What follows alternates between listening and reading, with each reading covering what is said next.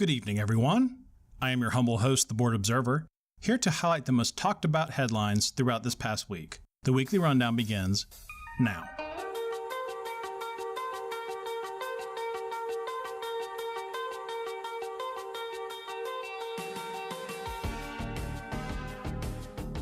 On Friday, Kavanaugh confirmation.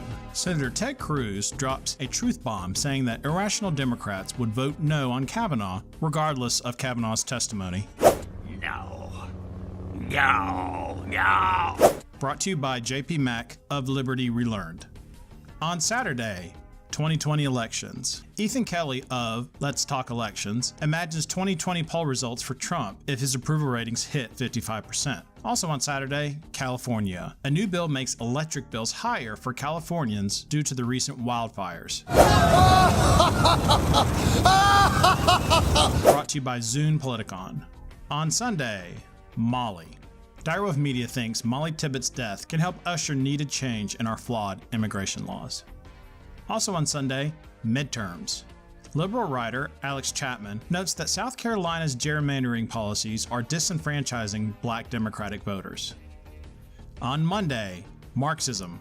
Some idiot named the Board Observer launches his new video series aiming to explain how the progressive left uses weaponized Marxism to invert their perceived notion of the oppression hierarchy. Oh, this is appalling.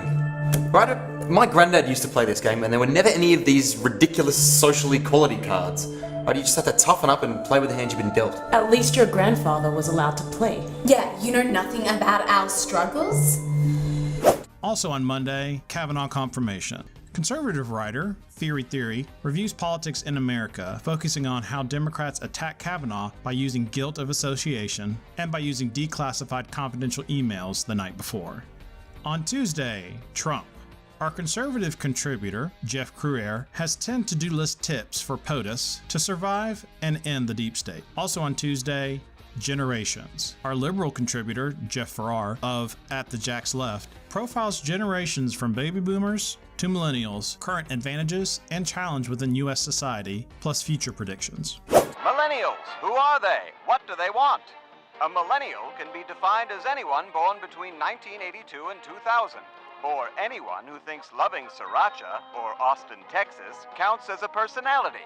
On Wednesday, 9/11, the Direwolf Media team discussed how a university took down a 9/11 event that may have offended some Muslim students. That's unbelievably offensive. Microaggression, cultural appropriation, offensive. Also on Wednesday, public schools. Our progressive contributor, Steven Singer, laments how support for public schools is at an all-time high, and yet we still don't raise salaries and benefits for teachers, which only goes to highlight politicians' work against the constituencies.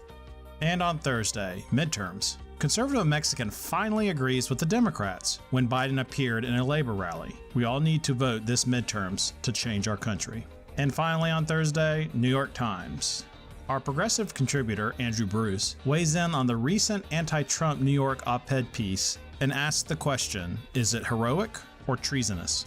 And that about does it for this edition of the Weekly Rundown. Be sure to click on Political Storm and join in on conversations that are happening on a daily basis. Once again, I am the Board Observer. I'm signing off.